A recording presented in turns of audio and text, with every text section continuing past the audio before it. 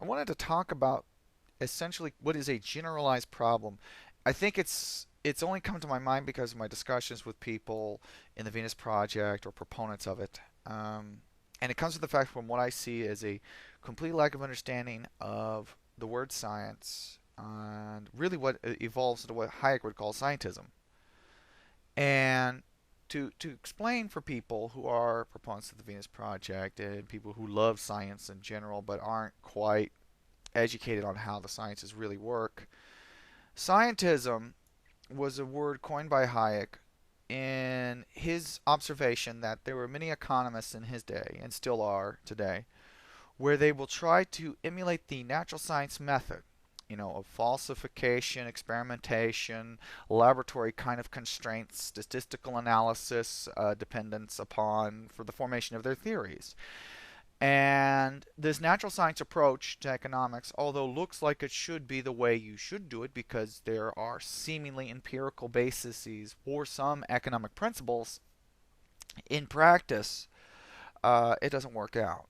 For example, you can't perfectly isolate consumers from producers, so we can't quite get how can I say it, an empirical basis for the patterns of consumption and the patterns of production. The only way we can get this is from the concept of marginal utility, which can only be kind of presupposed on first principles. I mean, even Jevons, who was a Walrasian, who used mathematics to exhibit or illustrate the marginal utility concept, still depended upon an implicit basis of first principles, which is why, for example, Carl Menger, who independently discovered marginal utility without mathematics, he was a journalist of his day, um, was able to explain in just full sentences the same concept, the logic of it, the psychological basis for marginal utility.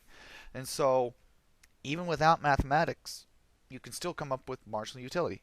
Mathematics just simply clarifies and isolates some attributes of marginal utility in terms of the essence of what it really is for somebody who's more math minded, like Jevons was. And so, in practice, what you have to understand is that social sciences like economics or psychology or sociology um, are all based on essentially some level of first principles.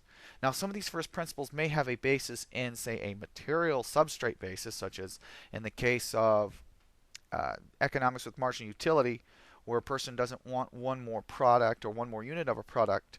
It could be because the psychological basis of it fulfilling the want is measurably equivalent to what has already been fulfilled previously by the previous unit of a product. Meaning that, in essence, why would the brain logically choose, or even illogically, from an emotional sensory perception kind of response, want to have more? There's no point. It's already satisfied. Therefore, boom, just stops. Very deterministic, very easy to see. So there could be a physiological basis for that, and even a neurological basis, but it doesn't add any more to the discovery already found. So you can see here the natural science method doesn't really get us more in disciplines like this. Conversely, scientism could also mean, at least from my perspective, a more modern perspective here, that it is the misapplication of not only the natural science method upon the social sciences, it could be the misapplication of the social science method of first principles on the natural sciences. A great example of this is all the hullabaloo, or whatever, all the hype for M theory and string theory. Most of that is based on just purely mathematical constructs, which have already been previously proven true for some parts of the standard model in physics, such as what we see with symmetry and so on.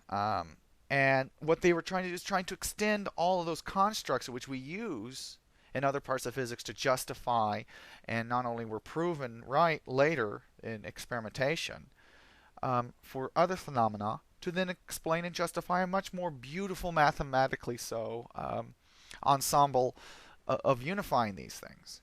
And it may, in fact, may be true that perhaps some form of M theory is true, but it is inappropriate for the domain of physics to act like it's a social science like economics and work from first principles or foundational principles to then extend to theory and therefore just assume vacuously true, therefore, ta-da, M theory is right, which is what we see today. I mean, it just doesn't work. The guy who, of course, runs the blog, Peter Ware, is his name Peter Weir? I think it might be.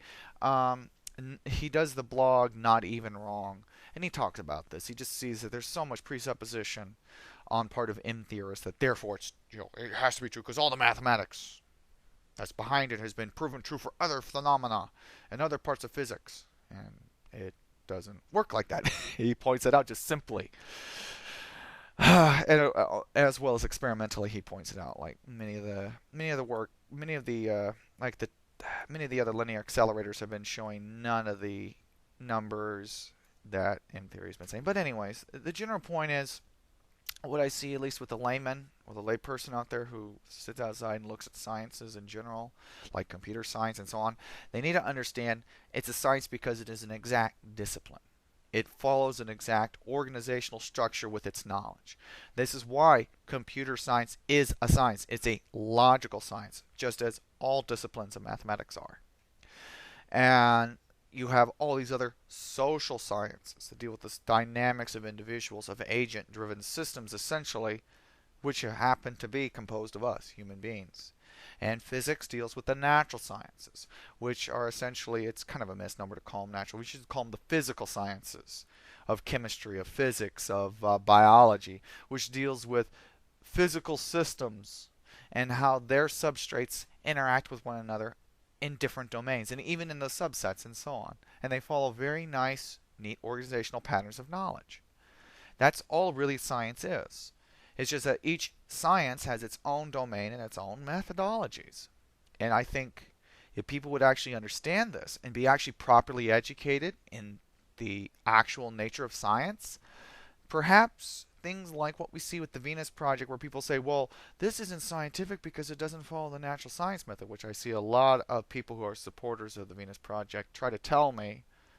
Um, and really, they don't understand what a science is and how a science is formed. And so it gets, it's kind of like you're talking one language and they're talking another language. You know, they presuppose one lexicon. You, of course, unfortunately, are speaking in another. So that being said, it's not just them. It's a lot of people. Creationists, I've seen this with. Just people who love sci-fi in general. It's a sad thing. It really shows, at least in North America, I've seen this to be the worst. I mean, in some parts of Europe, or people I've talked to from Europe, have slightly less illiteracy with sciences in general, but they are still heavily indoctrinated into the kind of logical positivist perspective on science, and that everything must be this way and so on. It's a sad state of affairs, and I don't know if there will ever be a turnaround on this. Maybe 100 years from now, I don't know.